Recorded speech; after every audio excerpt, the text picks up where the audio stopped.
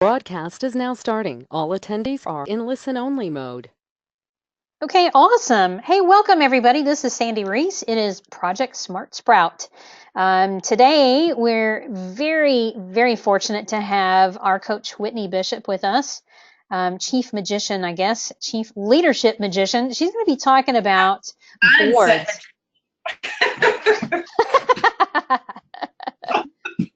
So really glad you guys are here. So we're using the GoToWebinar format today. We've used GoToMeeting sometimes and GoToWebinar. So here's what we're going to do.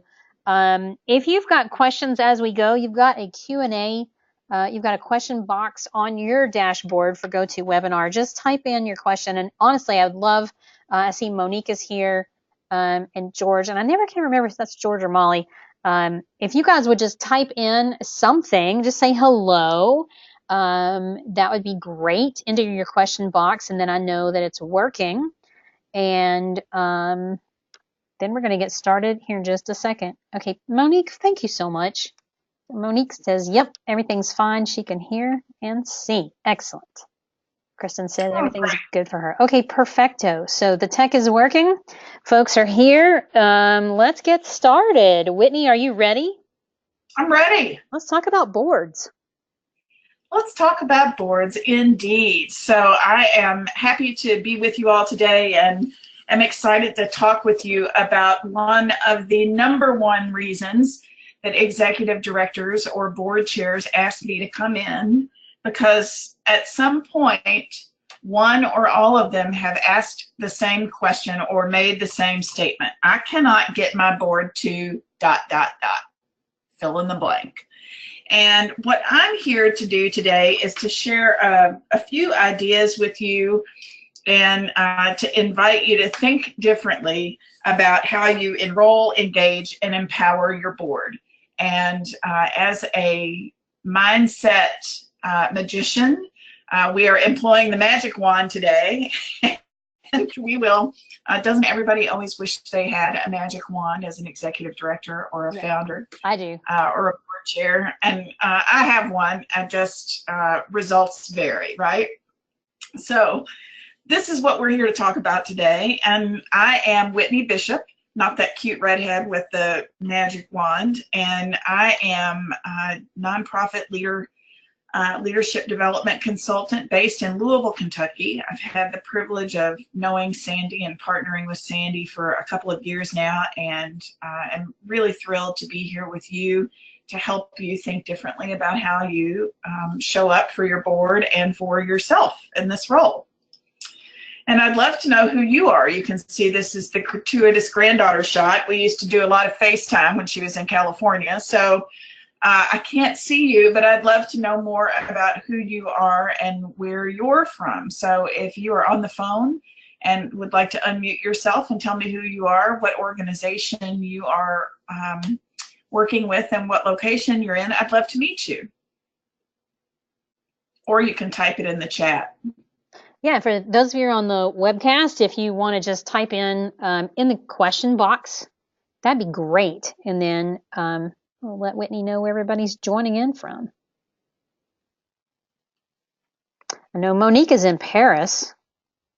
Wow. Isn't that fun? Nice. That's wonderful. So that's Monique Wells, founder and CEO of the Wells International Foundation. And yeah, Barbara from CareNet Counseling in Winston-Salem, North Carolina. Hey, Barbara, I'm waving at you from Tennessee. Not that far away. Oh, very cool. And every time, so just bear with me, every time I click on the chat to be able to see that, it takes my slide deck off. So I'm going to try to keep my hands off of that. But I'm glad to meet you, and I'm so happy you're here, and welcome any questions that you have. Sandy's going to help me if I can't really see the questions without touching the chat box. So if you want to tell me there's a question, then I'll be happy to answer it. Sound good? Will do. All right, great. So today what I want to talk to you about are the 3 things that you can do today to transform your board, with a little caveat that your results may vary. But there are 3 things that you can do today that will have a transformative effect on your board if you're willing to do them today and regularly. I've got a worksheet that I sent out that will be sort of the framework for how we move through the content today.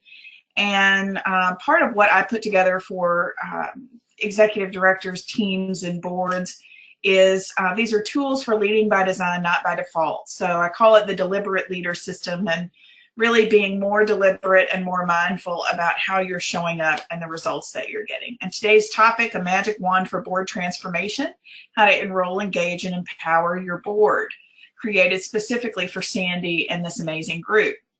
So as I started to think about the sort of buckets of content, it became clear that there were 3 areas when Sandy and I talked that would be of the most use to you.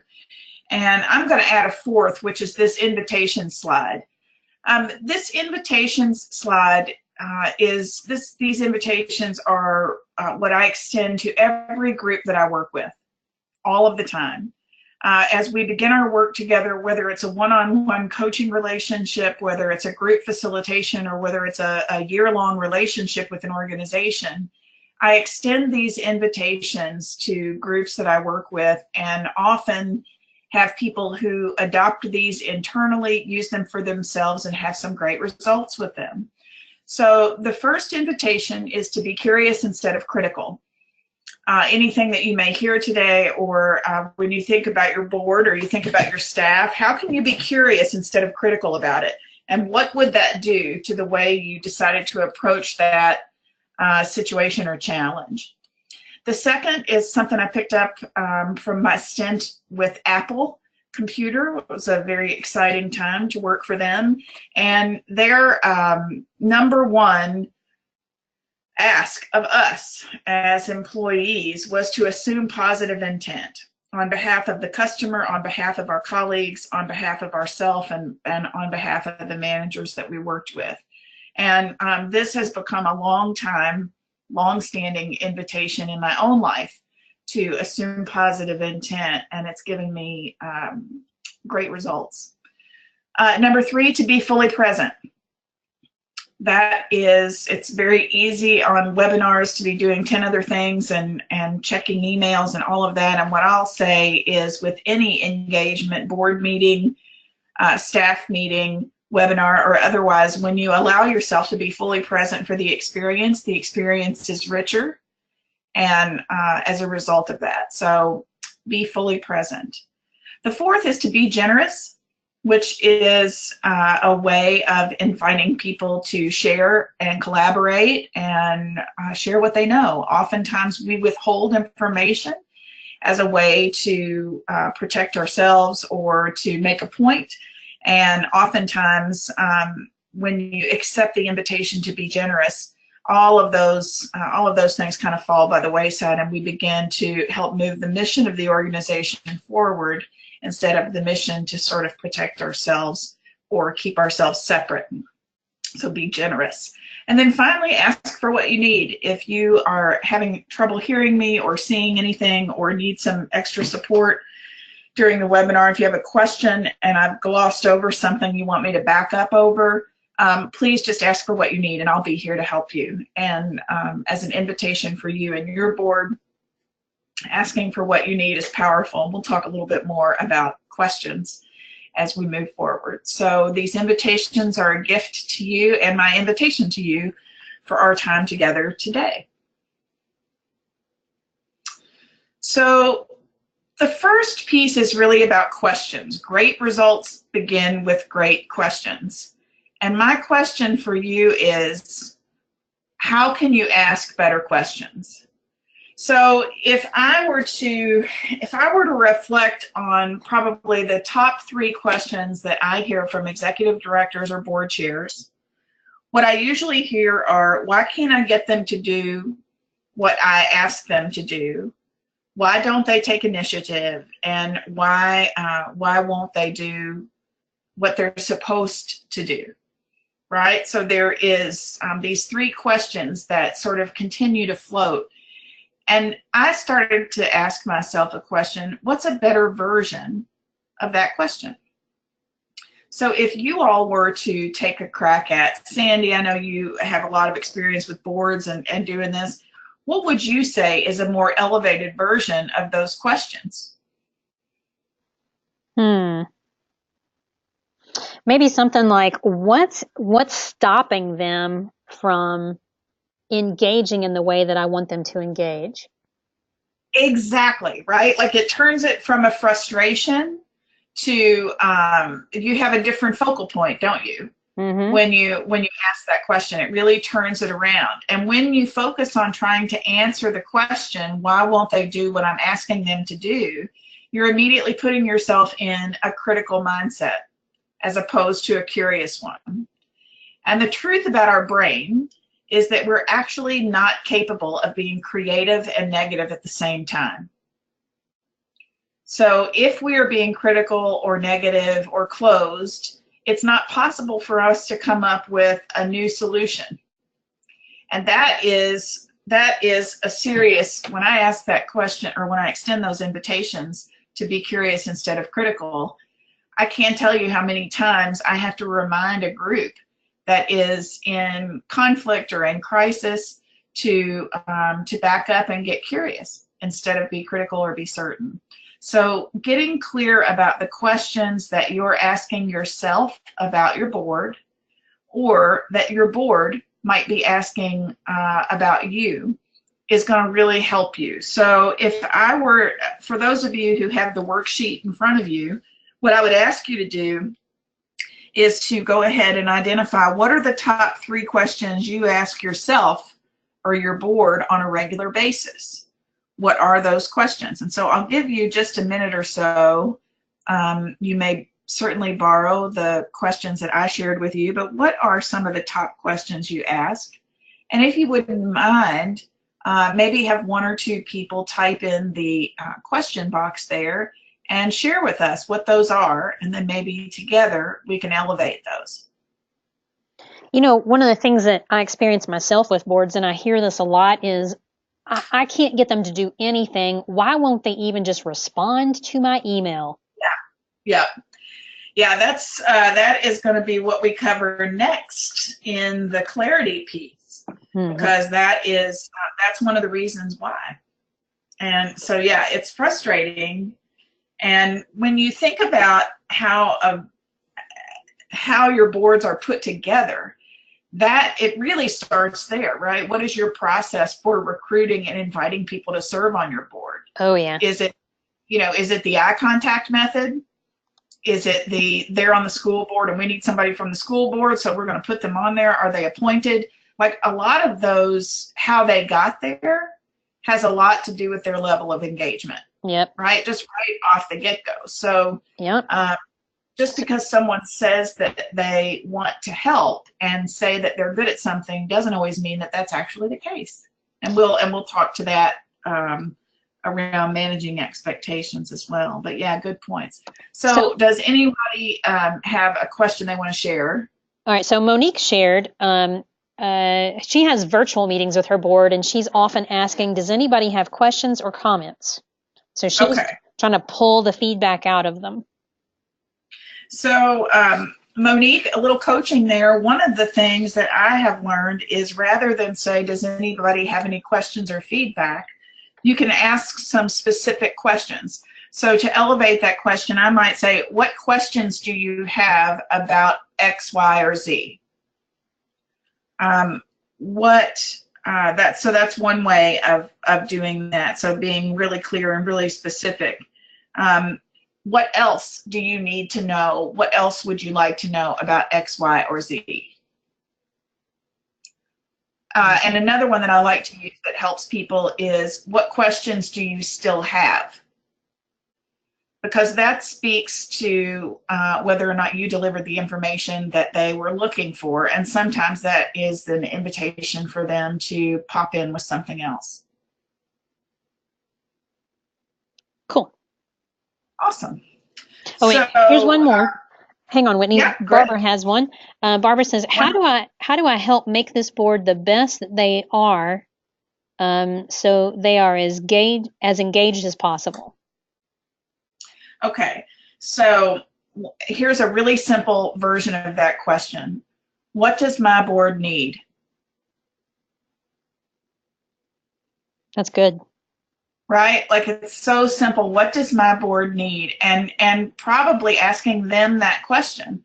What do you need in order for you to be engaged, fully participatory? What would it look like if it worked? That's that other great question I love to ask so much. For you as an executive director or as a founder, it's really clear that it's really important that you get clear on who you want.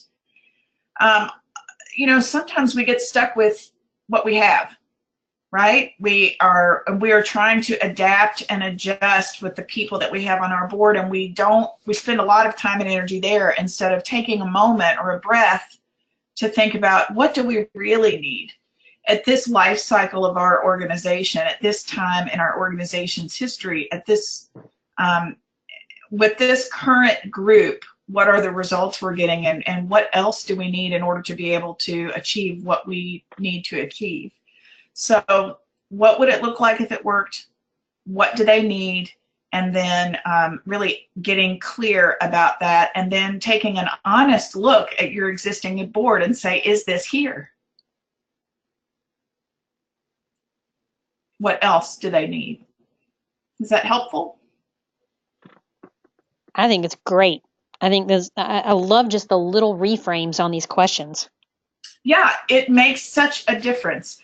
I as an executive director for a nonprofit myself, with a board that I found to be really challenging to work with because of there were some founding board members and some community board members, and a lot of different types of processing styles. And I came in in a crisis point for the organization after the founding director had tragically died and the interim director had not worked out well. And I can remember just feeling so frustrated about trying to meet the needs of each board member, communicate, like just sort of one-on-one with each board member. It was really exhausting. And when I got clear that I needed to think differently about the direction we were going in, and started asking questions differently of the board, I started to get different results. And it was even the same way with our clients who were financially vulnerable, women, families. When you do financial education with them and you ask them the question, how can you save more money? Well, you get crickets, because they don't have any money to save. But when you ask a different question and you say, how can you spend less money? Then all of a sudden the ideas flow. And maybe it's just one or two or three things, but do you feel the difference in those two questions? Mm-hmm. And so playing with, taking the time to play with your existing questions, acknowledging the results you're getting, and then actually just crafting better questions can make a big difference. So the part of the worksheet that we're focused on here is asking elevated questions, getting clear about those top questions that you're asking yourself or your board, and then what are the elevated versions of those questions. Does everybody feel clear and feel like they're ready to move forward?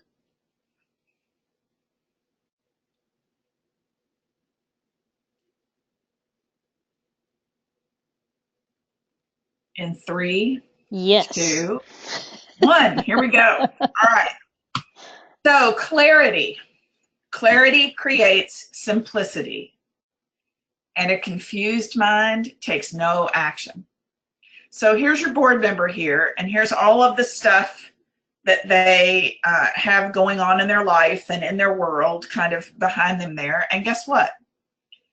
You're saying, we need your help. And they're saying, I don't know what that means.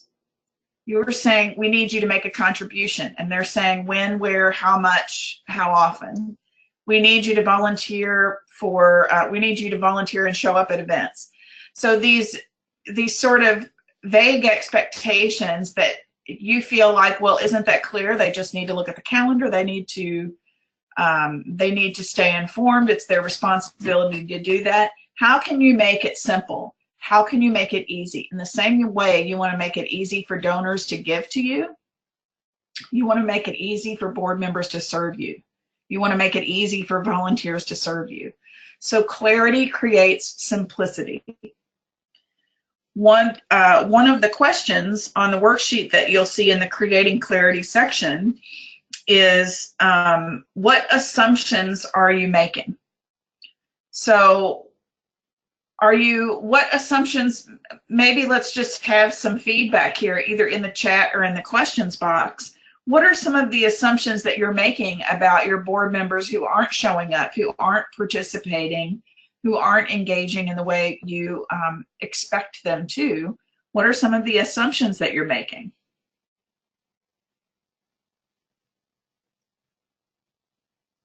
And Sandy, in your experience, what do you see? I think, especially for me, I was board chair the last couple of years at Horsehaven, and when I had people that didn't show up, my assumption was they don't care. They're just blowing it off. Yeah. And so how do you act when you believe that thought? Pissed off. Yeah. And how do you communicate with them or about them as a result of that thought? Not very well, actually. Yeah. And that's how we are, right? That's kind of how we're wired. So what we need to do is be mindful about, what clarity do you need? So do you need to know what's going on in their lives? Do you need to know, so in other words, if they are an accountant and it's tax season, guess what? Yeah. There's going to be a different level of availability than there is during different points of the year. Now, that bleeds into managing expectations a bit, but maybe that individual is still required through your bylaws to show up for meetings. So how can you make it crystal clear about what it is that they need to do? So I understand that we're moving into a busy season, or we're moving into the summer season. It could be that it's a board-wide conversation, or you could pick up the phone for that accountant and say, I know it's busy. Based on our bylaws, you can miss 2 meetings without having any repercussions. What can I do to make it easy for you to serve us during tax season? What would it look like if it worked for you? And instead of writing that person off as someone who's disengaged and not helping, what you're doing is honoring who they are, what they have going on, and you're building relationship in a way that creates and it also creates clarity with the rest of the board. So what you can do is say, hey, I know that we are entering into the summer vacation series or season, and a quorum for us is X. What I need you to be clear about is that in order for us to move things forward this summer, we do need to have a minimum number of X people at each meeting. So may I have your commitment to responding to an RSVPing, and let us know what your travel plans are so that we're sure to have a quorum, you're sure to get your vacation, and we're able to continue moving things forward. Can you help me with that?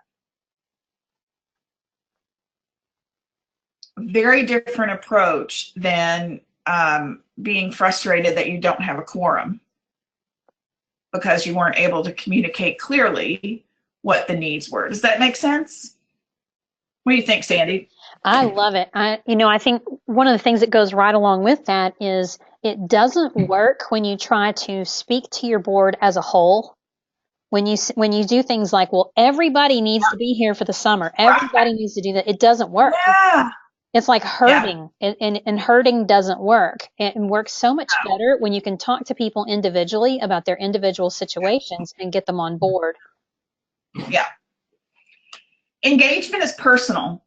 It's not mass, right? You can inspire and motivate people with a moment for mission in your board meetings, and you can inspire people with a video and get sort of groups of people in a swell.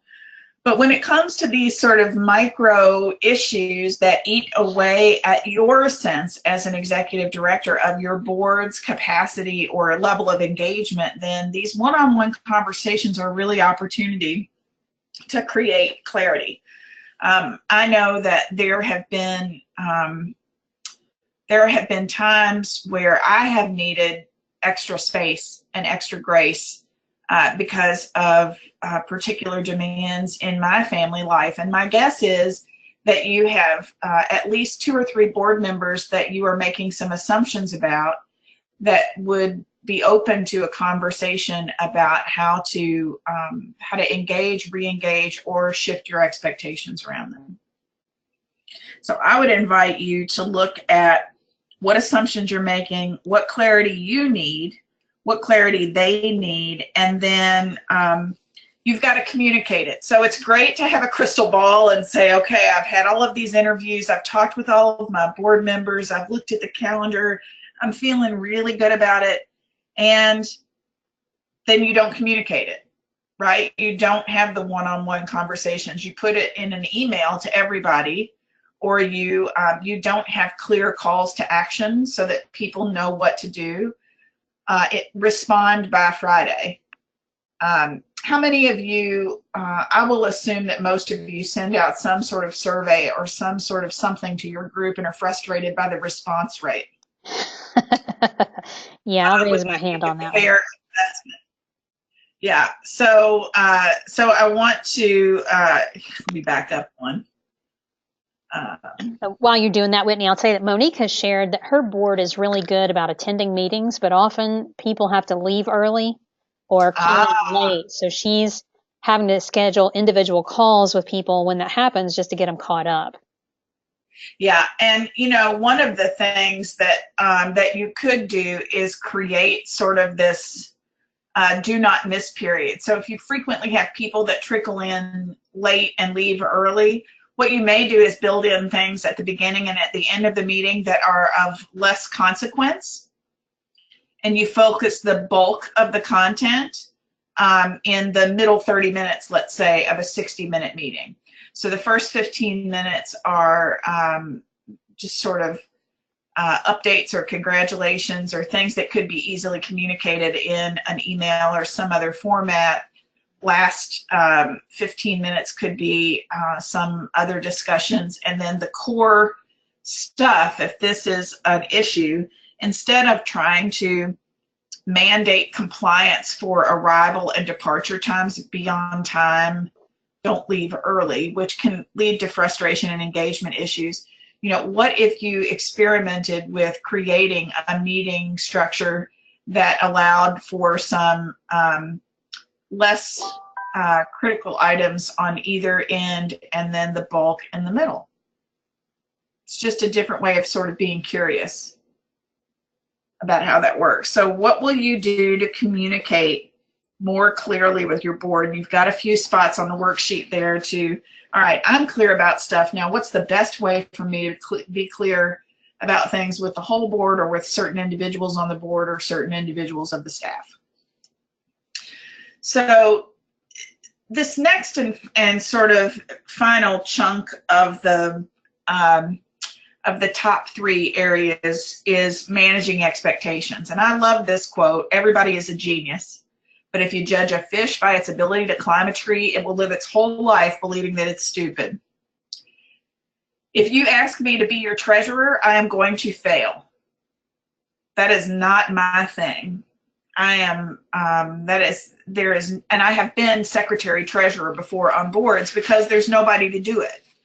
Nobody steps up, and so you have people in roles who are doing things that that they're not really best at or designed to do. And so managing expectations is really key to an engaged board. As an adult, most of us take a lot of pride in how we do our work and how we show up in the world. And when we're not able to do a good job, then that has an impact on how we feel about taking on new tasks, taking risks, on failure, all of those things. So being sure that you're managing your expectations. Do you know what your expectations are of the board? And do they know what their expectations are? And if your only answer is everybody has a handbook and they have the bylaws when we did orientation when they first joined, I can tell you that's not enough, and they're not likely looking at them. Yeah, that's just the truth. Don't those big books go on a shelf someplace and like board members never crack them open again? Isn't that how that goes? I would say that 60 to 70% of board members fall in that range. I think so And too. that is simply, there are a couple of different reasons why. They're busy people, or they're just not wired that way. I'm not wired that way. It's easier for me to see it or to hear it or to experience it or to engage with it than it is if you expect me to read a manual. I'm not likely to do it. I need smaller chunks than that. So when I put, in other words, when I got a new printer, and I put, how many printers have I set up in my life, right? As a former secretary and a owned business for a long time and single shop executive director, I kind of know the drill. But there are other people who would open up that box, pull out the instructions, like my husband or other members of your board may be this way, and they're going to go through step 1, step 2, step 3, step 4. And then there are other people who are just going to get in there and start trying to figure out how to put it together. Expecting everyone to learn the same way, to respond to the same things, is a mismatch of expectations. You could have a brilliant, amazing volunteer motivator or encourager, but you've got them in the wrong, you're putting them in charge of compliance. And that's a recipe for disaster. They're not going to be happy, you're not going to be happy. And that can be really an issue. And then also people fall down, right? People make mistakes. People say-do ratios can sometimes be low. And so if you're expecting, let's talk about timeliness, right? So there's probably that one person who's always late to your meetings. You go back to clarity. What assumptions are you making? And if you even go back further, if we just walked through the asking elevated questions around timeliness, this could be an interesting exercise. So let's say Billy and Sue are always rushing in at the last minute to the board meeting, and Anne is always leaving early. So the question that you might be asking yourself is, why can't they get here on time? Why do they always leave early? An elevated version of that question might be, what are the expectations for our meeting start times and end times? I'm just brainstorming here. What could we do differently in order to have more of our people available during the times that we have our board meetings? What could be going on in their life that's preventing them from getting here at the time that we start our board meetings? Is this a convenient time for them? Is there another way for them to be engaged? Like, you see where I'm going with this. You just start asking different questions between why can't they get here on time and what's their problem. Mm-hmm. Then creating clarity, I might say, let's say, Sandy, I just wanted to know if you had a minute so that I could talk with you. I just wondered if you were aware of how disruptive it can be when you come in late or when you leave early during our board meetings. Can you help me? What can I do to help you minimize the distraction but still maximize your time and service on the board? Are you open to a conversation about that? So creating clarity around why it's important to be there on time, the distraction or the disruption that it causes, and the impact that it has on the flow of the meeting. If you're only getting people together once a month for 60 minutes, then those first 5 or 10 minutes count. And so how can you make that, set that up in such a way that when people come in late, they know that they have a 10-minute window, and that the first 10 minutes might be celebrations or might be some other things, that if they missed it, it's not a big deal, but that they know that they need to arrive within that 10-minute window because the business is going to start. And when they do come in, if they do come in late, that they don't come in a splash, but rather they come in, they take their space, they sort of quietly do that, right? Or if they leave early, they don't say, oh, everybody, I gotta go. Good to see you. And then everybody starts hugging and saying goodbye, and you still have 30 minutes left of the meeting or 20 minutes left of the meeting, and half of it's being spent in a not very good way. And then managing expectations. If they are not capable of getting there on time because of where they work or because of other obligations, then you have to stop expecting them to be on time, bottom line, and find another way to either allow them to participate virtually or have a different conversation. So do you see how this process of asking these, focusing on these 3 areas could have a transformative effect immediately? What are some of your comments and questions about either the questions, the clarity, or the expectations? I'll share a story with you. Actually, this is something that's happened at Horsehaven this year.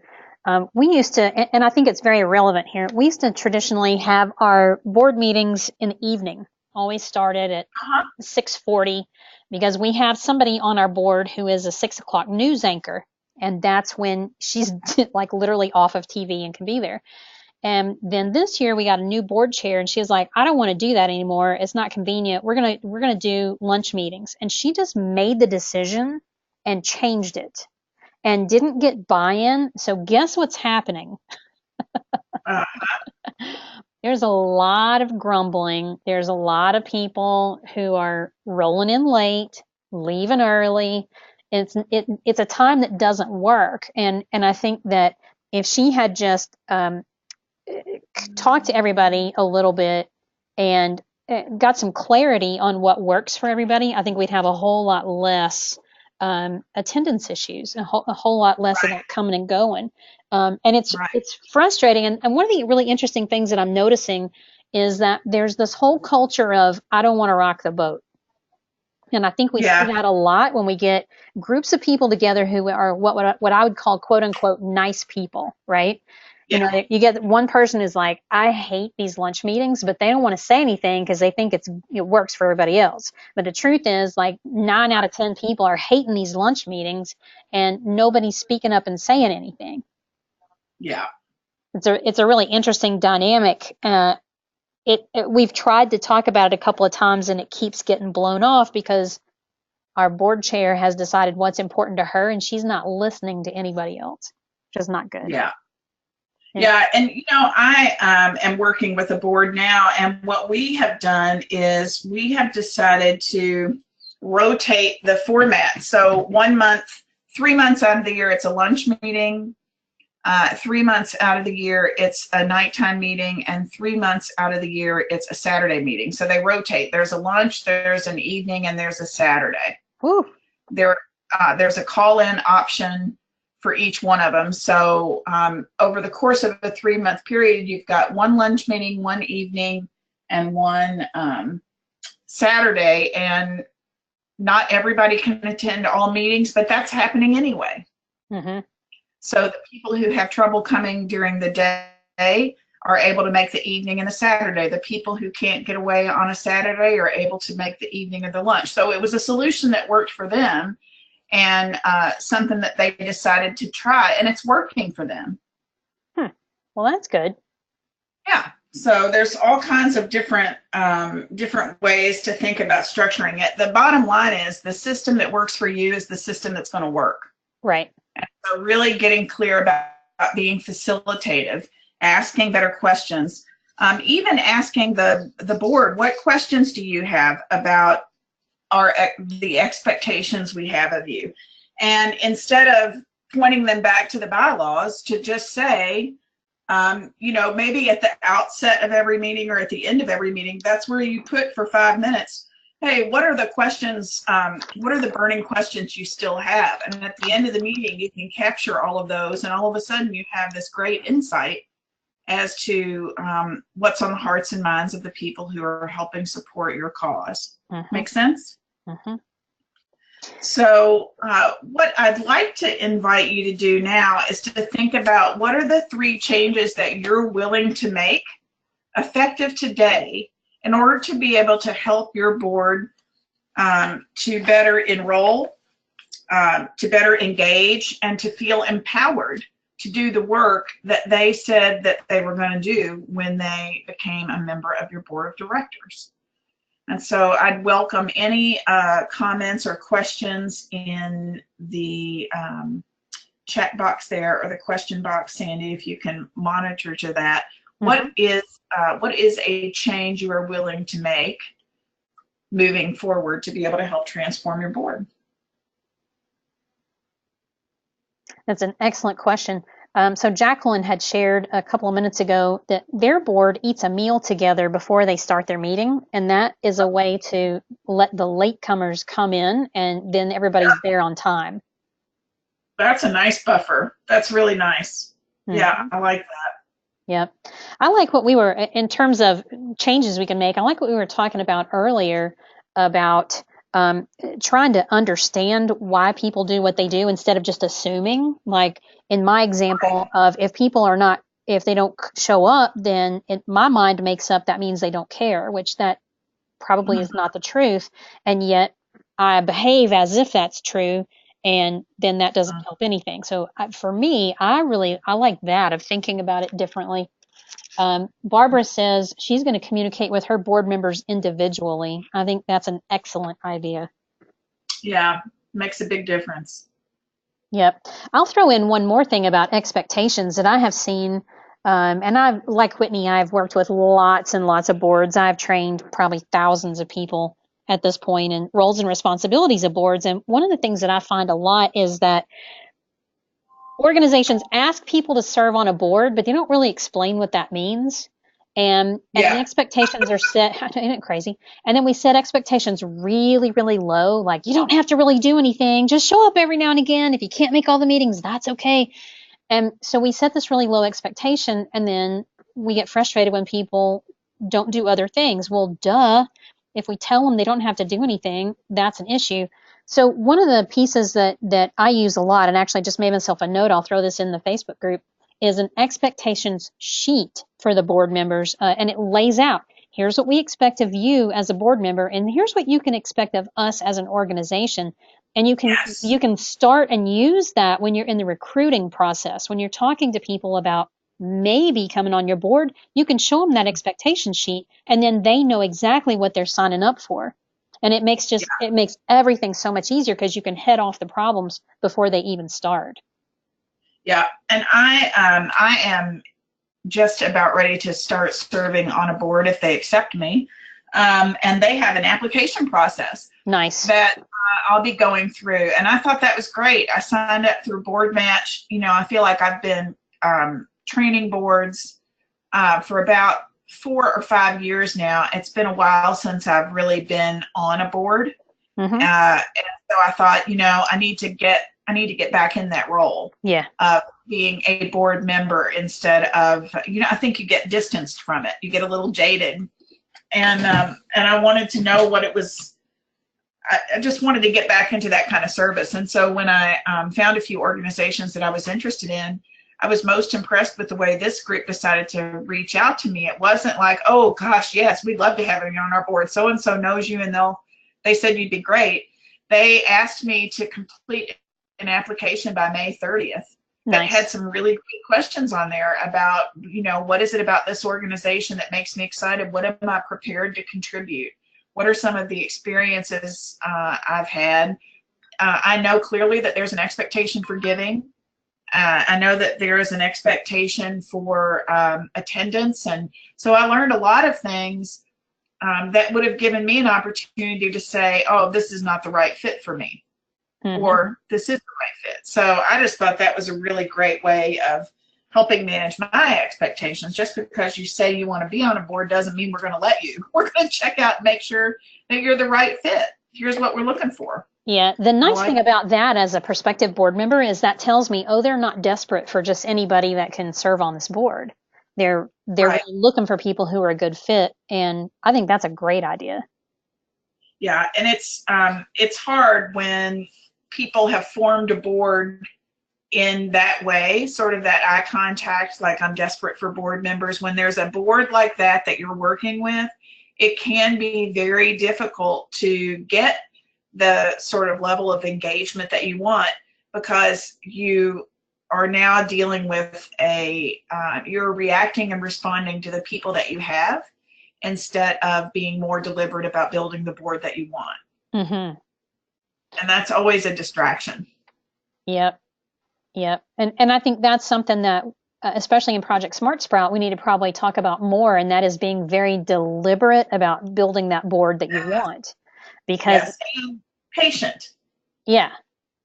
Yeah. Oh, right? gosh. Like, yeah. it takes time. And the other thing that I would like to say is that, you know, when you spend all of your time on that one board member who's not falling in line, you are isolating the other 90% of the board that's doing great. So, you know, really looking at, there are some people at the top of the list who are just going to always do everything the way you want them to. They show up, they do everything that you need to do, and those people tend to get things done because that's how they're wired. Then you have the people that are just behind them that with a little bit of encouragement, engagement, and clarity, they could be in that group. They need your attention and focus. Mm-hmm. You don't want to hold those people hostage by having fussy conversations with the 2 or 3 people who are not either capable, not in the right spots, or not engaged. And I see that happen a lot, where people will call me to come in and work with a board and say, we've got a big problem. And the truth is they need to have some individual conversations and make some tough decisions about the people who are there. Right. And we can get clear about that. It makes it a lot easier. So just remembering not to structure all of your activities and questions and conversations or agenda items around that those 1 or 2 people who are making things a little difficult for you, but focus on what you want more of, acknowledge and celebrate what you want more of, and you'll get more of it. Mm-hmm. Yep. All right. So a couple more comments in the Q&A box. Barbara said she's also going to talk to her board about what they need. She said it's a good time to do this, as we have a new leader of the board that she's very excited about. I think that's great. Awesome. Congratulations. Mm-hmm. Monique says they have an extensive application process to bring on board members. Their problem is that recruiting takes time and they have precious little of it. Yes, true. So it could be really building that pipeline. What are the activities that you can be doing to engage people before that process, so that when that process comes, you've got some pre-qualified folks to kind of move in there. Does that make sense? It does to me. A lot of times you can put people on a committee as sort of a testing ground. Yes. Yeah. Just to see how they're going to behave, because they'll show you with their behavior if they're going to keep their word, if they're going to follow through, if they're confrontational or non-confrontational, if they are a team player or not. I mean, they'll show you so much in a committee role and give you an idea if they'll make a good board member or not. Yeah, I think that's an excellent point. And then they're already they're in that pre-qualified stage, mm-hmm. where it won't take as much time, but beginning to really understand we need to be developing bench strength and having some people in line, ready to go. Yep. Good comments. Good thoughts. There's a YMCA in my town that does that they purposely recruit people to serve on their fundraising committee for each location of the Y in the area. And then those people, mm-hmm. that becomes their fertile ground for board members for that local branch. And then they use the local branch board members to become board members for the overall organization. So they've got this whole like little farming thing going on, pulling people in, and it works really well for them. It's pretty smart. It's the same thing with donors. You know, it's a lot easier to get more from an existing donor than new donors. Mm-hmm. Right? Mm-hmm. Is that true? I think that's true. Yes, it is true. Yes, it's very true. You're standing in your own acre of diamonds. That's one of my favorite, quotes. Everything you need is right there. So good comments. Thank you for those questions and comments. two of the fastest ways to connect with another person are to ask questions and to ask for help. And I really believe that as executive directors, we need to be asking better questions, more elevated questions, more questions in general, and asking for help. One of the most powerful experiences I ever had was when I was actually in corporate, and I was unhappy about having to have moved my cubicle 3 times in 3 weeks. And I was kind of pouting about it. I was having a little professional pout. And the young man who was responsible for facilities management was really a peer, not a manager, not my manager.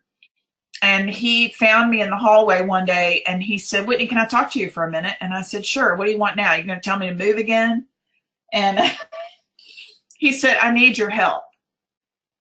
And I said, what do you mean you need my help?" And he said, "I know you're not happy about the move. Everybody knows you're not happy about the move.